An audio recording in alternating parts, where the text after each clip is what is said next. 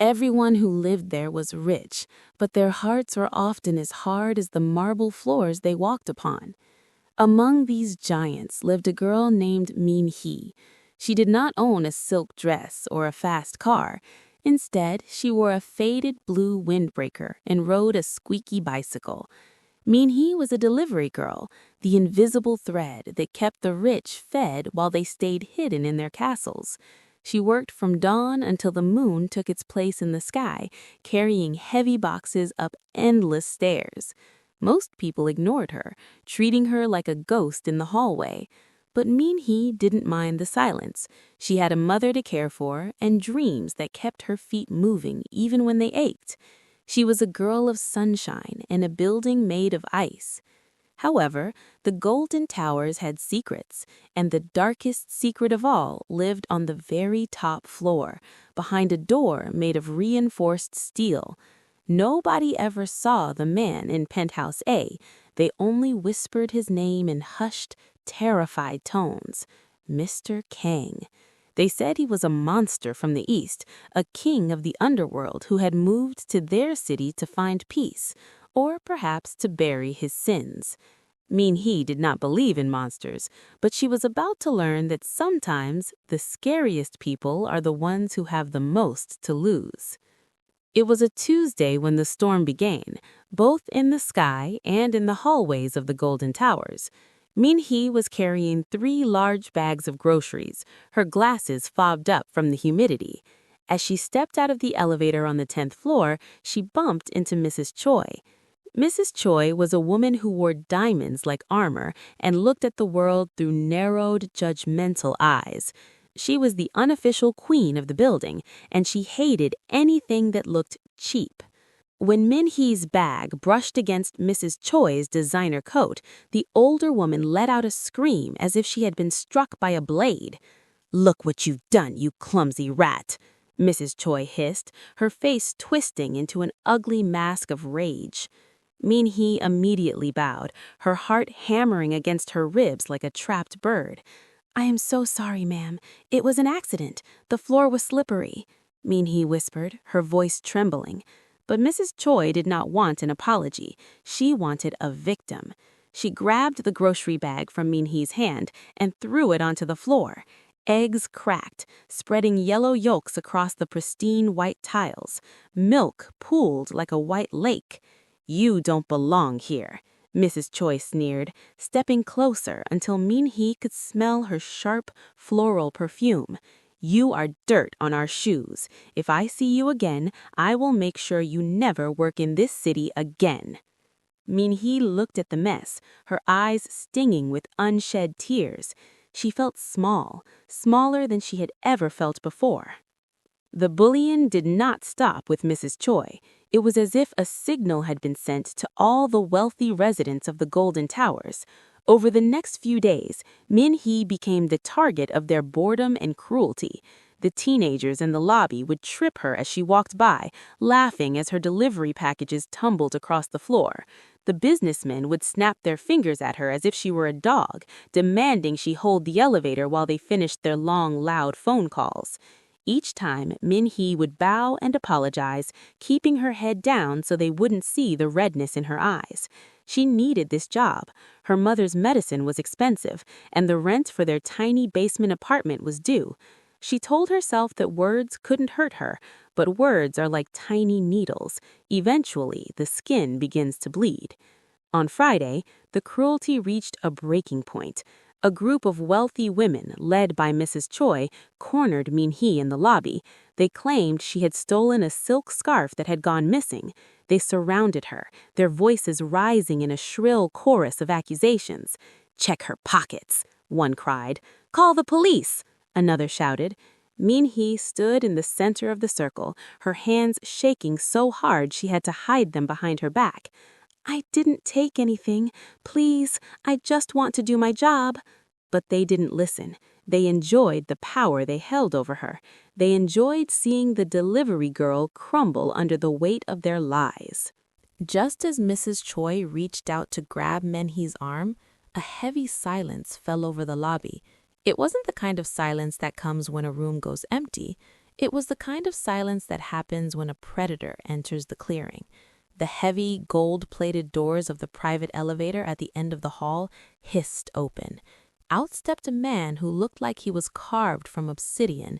He wore a suit that cost more than Minhee's life, and his hair was slicked back, revealing a sharp, angular face.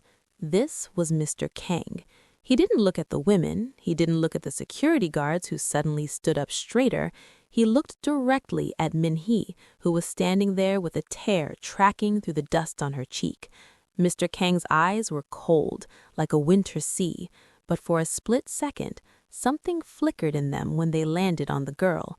He walked forward, his leather shoes clicking rhythmically against the marble. Every person in the lobby held their breath.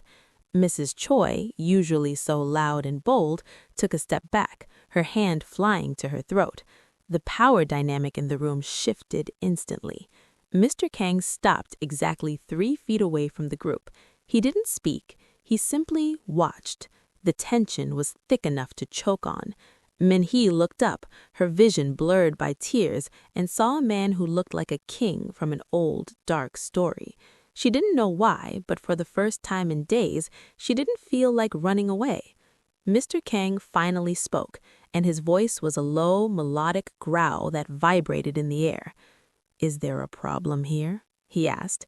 He didn't raise his voice, yet it filled every corner of the vast lobby. Mrs. Choi found her voice, though it was an octave higher than usual. "Mr. Kang, we were just dealing with a small matter of theft. This girl, she—" Mr. Kang held up a single hand, and Mrs. Choi went instantly silent. He stepped closer to Minhee, ignoring the wealthy vultures entirely.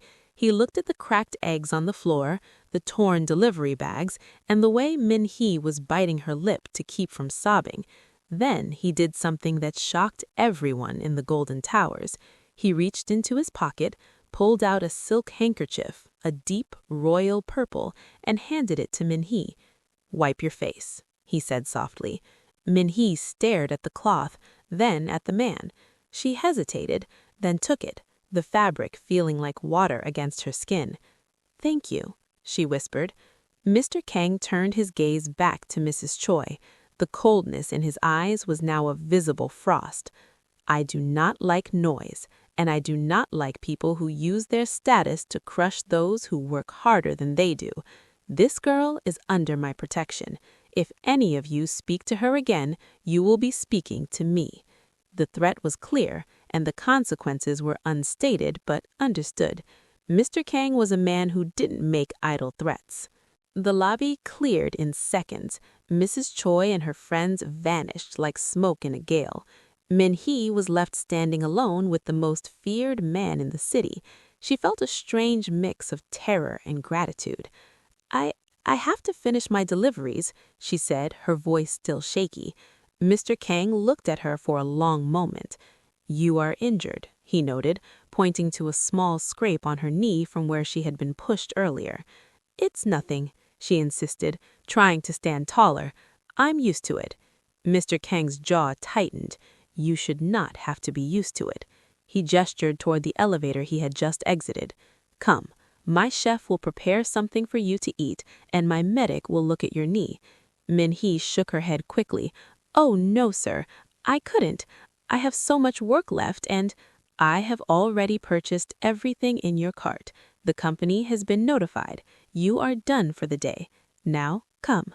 It wasn't a request, it was an order wrapped in a blanket of strange kindness. Minhee followed him into the private elevator. As the doors closed, she felt the world of the lobby disappear. The elevator rose silently, higher and higher, until they reached the top. When the doors opened, Minhee gasped. The penthouse was a fortress of glass and steel, overlooking the entire city. It was beautiful, but it felt lonely.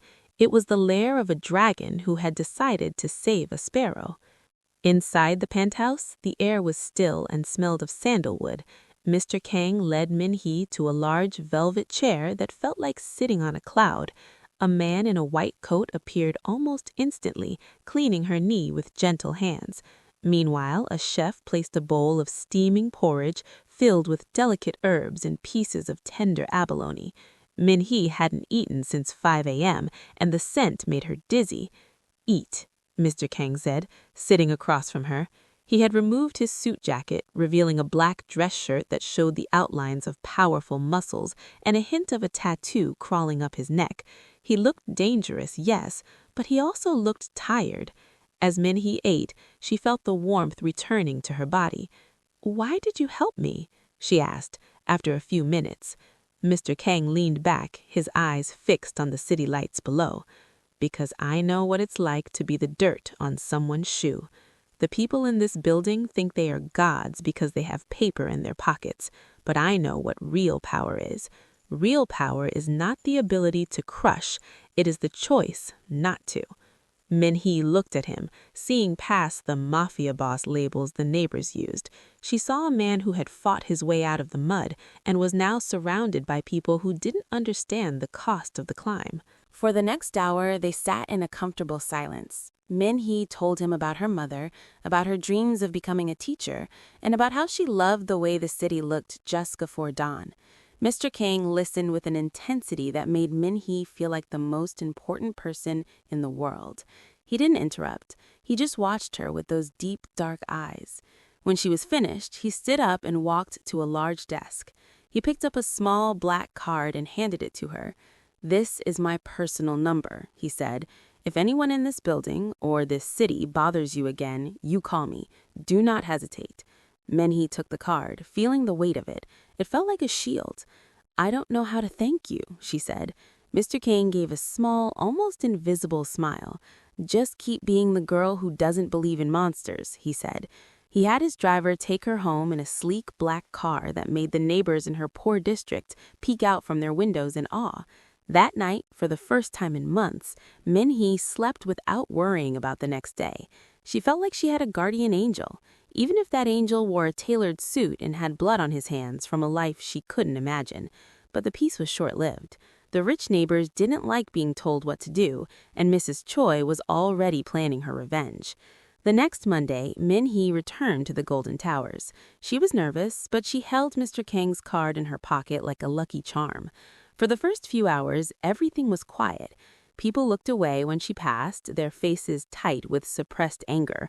But Mrs. Choi was not a woman who gave up easily. She had spent the weekend digging into Min-hee's life, finding out where she lived and where her mother was hospitalized. As Min-hee was leaving a delivery on the 8th floor, she found Mrs. Choi waiting for her by the stairs. "You think you're special now, don't you?" Mrs. Choi whispered, her voice like a snake in the grass. "You think because that man took pity on you, you're one of us. You're still just a delivery girl, Min-hee. And Mr. Kang, he's a criminal. Do you really think he cares about you? You're a toy to him." Min-hee tried to walk past, but Mrs. Choi blocked her path. "I spoke to the building management," the older woman continued, a cruel light in her eyes. "They've decided that having unreliable workers like you is a liability. You're fired, Min-hee, and I've made sure your mother's insurance is being reviewed. You should have stayed in the shadows where you belong." Min-hee felt the world tilt. Her job? Her mother's insurance? This wasn't just bullying anymore. This was an attempt to destroy her life. Min-hee stumbled out of the building, her breath coming in short, panicked gasps. She sat on the curb, the cold wind biting at her face. She felt the tears starting again, but this time they were tears of pure terror. She looked at the black card in her hand. Could she really call him? Would he actually help, or was Mrs. Choi right? Was she just a curiosity to him? She remembered the way he had looked at her in the lobby, the way he had handed her the handkerchief. It hadn't felt like pity. It had felt like recognition. With trembling fingers, she dialed the number.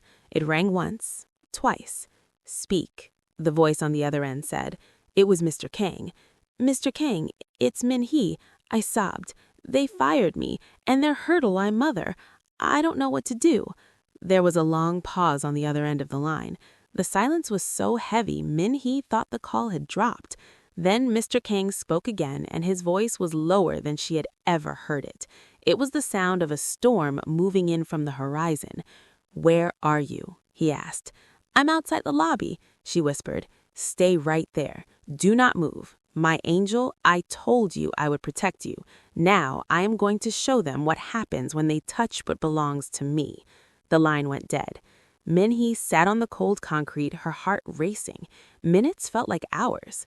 Then the front doors of the Golden Towers burst open. It wasn't just Mr. Kang who stepped out. It was a line of 6 men in identical black suits, their faces expressionless and their bodies built like tanks. Mr. Kang walked in the center, his coat billowing behind him. He looked like a god of war descending from Olympus. He walked straight to Minhee and reached down, helping her to her feet. He didn't say a word to her. He simply turned his head toward the security guard standing at the door. "Bring the manager. And tell Mrs. Choi she has 5 minutes to meet me in the lobby, or I will personally come to her apartment and drag her out." The guards didn't hesitate. They ran. The power Mr. King radiated was terrifying, yet Minhee didn't feel afraid of him. She felt safe in the shadow he cast. He looked down at her, his expression softening just a fraction. "Sit in the car," he told her, gesturing to the idling limousine. "I will handle this." Minhee shook her head. "No," she said, her voice finding a sudden strength. "I want to be there. I want them to see me." Mr. Kang looked at her for a moment, then nodded. "As you wish. Stand by my side." The lobby of the Golden Towers was soon filled with people. The building manager was sweating profusely, clutching a tablet to his chest. Mrs. Choi arrived a moment later, her face pale, though she tried to maintain her haughty expression. "Mr. Kang, really, this is quite a scene," she began, but she stopped when Mr. Kang stepped forward. "I told you what would happen," he said, his voice a deadly calm. "I told you this girl was under my protection. You chose to ignore me. You chose to attack her mother. That was a mistake you will not live to regret in this building." He turned to the manager. "Who owns this building?" he asked. The manager stuttered. It's held by a conglomerate. The Gold Star Group," Mr. Kang finished for him. "Check your emails. As of 3 minutes ago, I own 51% of that group. I am now the landlord of this building." A gasp went through the crowd. Mrs. Choi's eyes widened until they looked like they might pop. "And as the owner," Mr. Kang continued, "I am making some changes. First, the manager is fired for allowing harassment on the premises. Second, Mrs. Choi, your lease is being terminated immediately. You have 1 hour to pack your things. Anything left behind will be burned." The lobby was silent. Even the air seemed to stop moving. Mrs. Choi looked like she was about to faint. "You can't do that," she shrieked. "I have rights. "You have nothing," Mr. Kang interrupted. "You used your rights to bully a girl who has more dignity in her pinky finger than you have in your entire bloodline." He turned to Minhee. "Minhee, would you like to say anything?" Minhee looked at Mrs. Choi.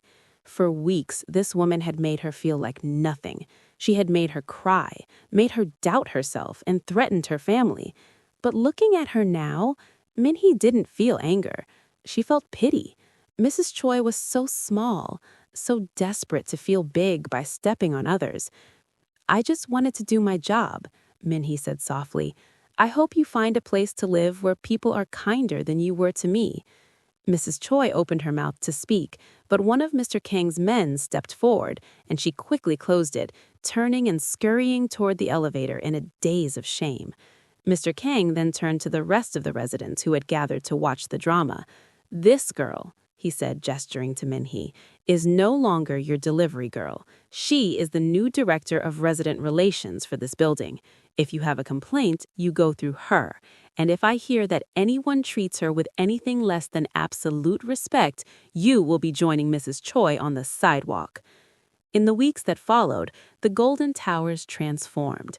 It was no longer a place of cold marble and colder hearts. With Minhee as the director, the building became a community. She organized events for the staff, ensured that everyone was paid fairly, and turned the lobby into a place of warmth and welcome. Her mother was moved to the best hospital in the country, with all expenses paid by a mysterious benefactor. Minhee knew it was Mr. Kang, but whenever she tried to thank him, he would simply wave it away. "I am just protecting my investment," he would say with a wink. But they both knew it was more than that. Mr. Kang began to change, too. He was seen more often in the building, not just as a shadow in the elevator, but sitting in the lobby cafe, reading a book or talking to Minhee. The Mafia boss was becoming a human being again. The residents, initially terrified, grew to respect him, and more importantly, they grew to love Minhee. She was the soul of the building, the girl who had survived the storm and come out shining. However, the world of the underground is not so easily escaped. Mr. Kang's past was about to catch up with him, and it would put Minhee in more danger than Mrs. Choi ever could. The threat came on a rainy Thursday night. A black van pulled up to the Golden Towers, and 4 men in masks stepped out. They didn't go for the money or the jewelry. They went for the one thing they knew would hurt Mr. Kang the most, Minhee. She was locking up the office when they grabbed her. They were fast and professional, muffling her screams before she could make a sound. They dragged her toward the service exit, but they had forgotten one thing. Mr. Kang watched her. He always watched her. He was in his security room, looking at the monitors, when he saw the struggle. In an instant, the man who had been trying to find peace was gone, replaced by the predator he had spent a lifetime becoming. He didn't call the police. He didn't call his men. He grabbed a heavy silver cane from the corner of the room, a cane that concealed a sharp, deadly blade, and sprinted toward the service stairs. He moved with a speed that defied his age, his eyes burning with a dark, terrifying light. "Who hurt my angel?" he whispered to the empty hallway. The kidnappers were almost at the van when the door to the service exit flew off its hinges. Mr. Kang stood there, framed by the rain and the lightning. The kidnappers dropped Minhee as Mr. Kang approached. They were armed with knives and brass knuckles, but they looked hesitant. They knew who he was. "Kang, the boss wants his territory back. The girl is just a message." Mr. Kang didn't respond with words. He moved like a blur. The first man went down with a shattered jaw before he could even raise his weapon. The second man tried to strike, but Mr. Kang caught his arm and twisted it until the bones snapped like a dry twig. It wasn't a fight, it was an execution. Minhee watched from the ground, her heart pounding. She saw a side of Mr. Kang she had only heard rumors of. He was brutal, efficient, and utterly terrifying. But even in his rage, he made sure to stay between her and the attackers. He was a wall of steel. When the last man was on the ground, groaning in pain, Mr. Kang turned to Minhee.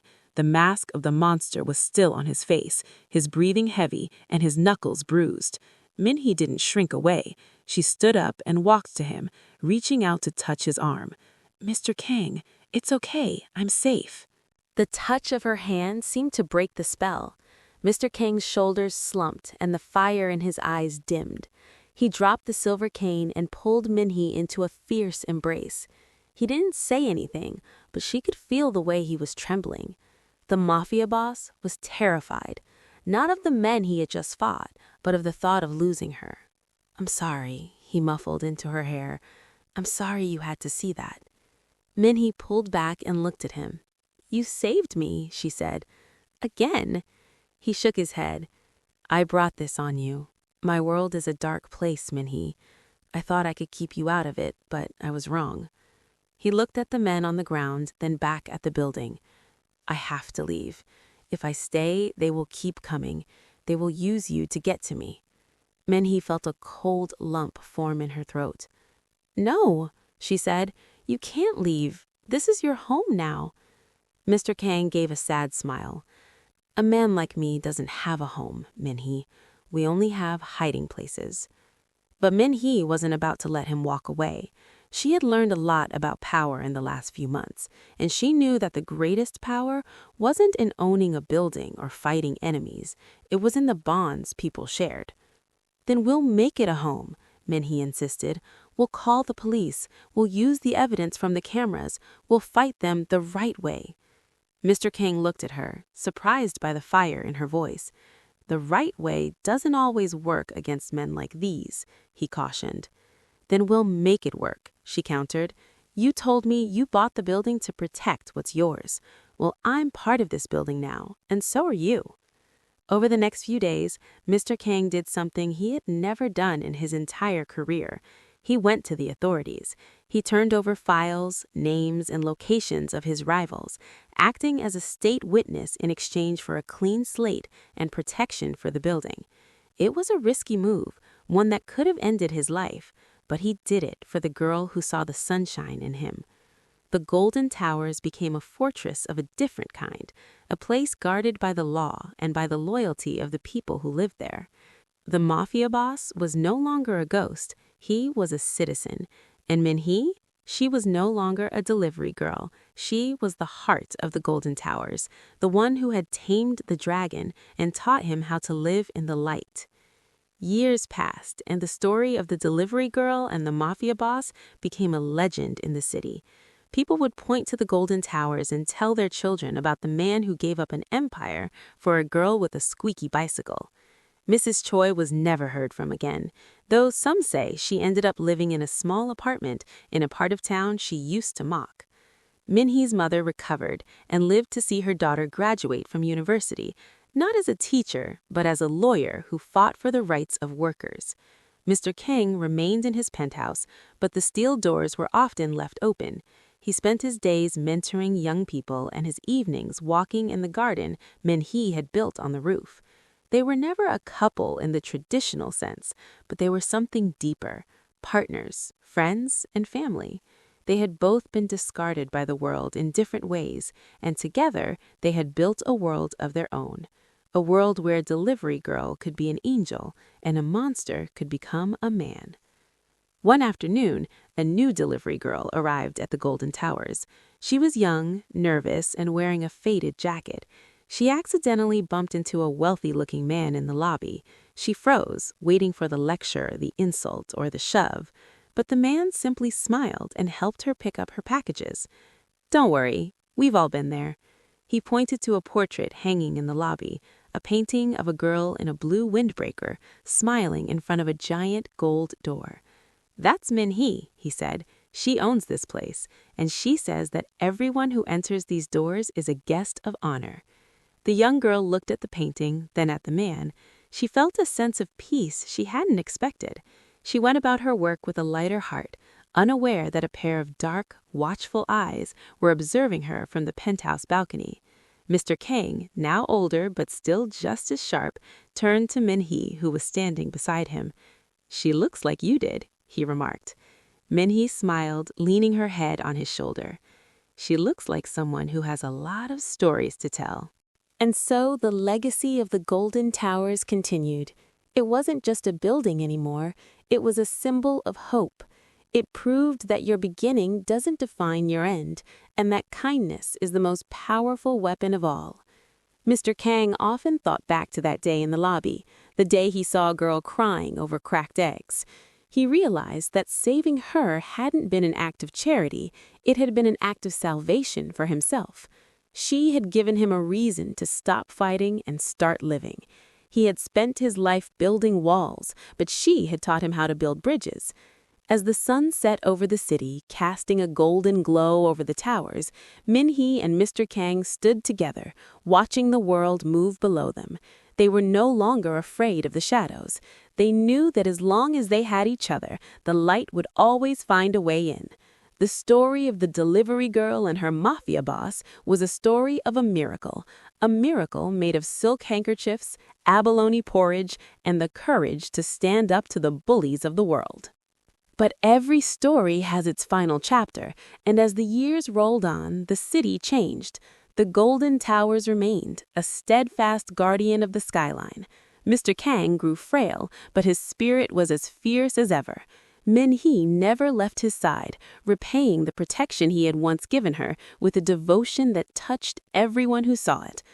On his final day, Mr. Kang called Minhee to his bedside. He reached under his pillow and pulled out a small, worn piece of purple silk. It was the handkerchief he had given her all those years ago. She had given it back to him on the day he went to the police, as a sign of his new life. "Keep this," he whispered, "to remind you that you are and always will be an angel." He closed his eyes for the last time, a peaceful smile on his face. He died not as a mafia boss, but as a man who was loved. The entire city mourned his passing, but Minhee didn't cry. she knew that he hadn't truly left.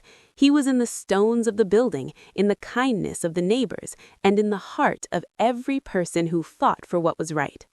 Min-hee lived a long and full life, eventually becoming a grandmother to the entire building. She would sit in the lobby and tell the children the story of the man in the penthouse.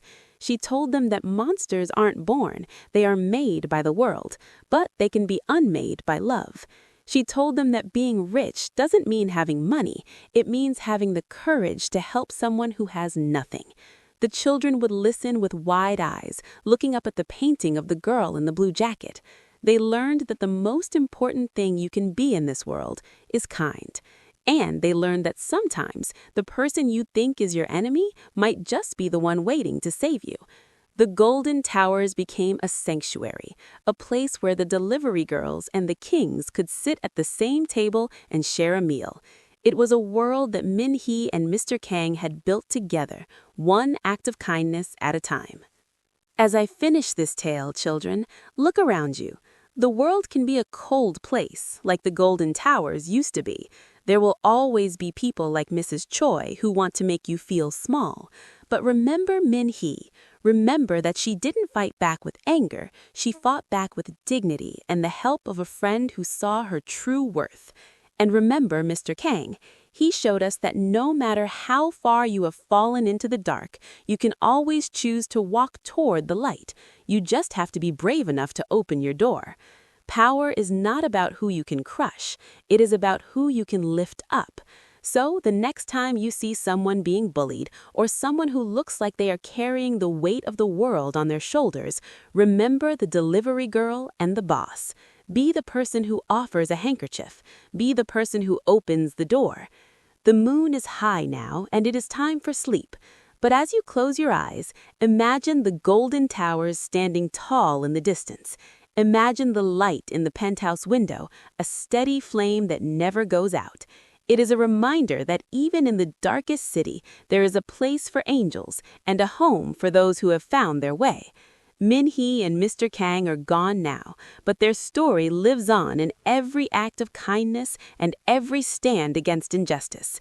Theirs was a love that transcended labels and a strength that changed the world. So, sleep well, little ones, and remember, never be afraid of the silent man behind the door. He might just be waiting to ask, "Who hurt my angel?" and change your life forever. The story ends here, but the lessons, those are yours to keep. Go forth and be the light in someone else's storm, just like the delivery girl who changed a kingdom.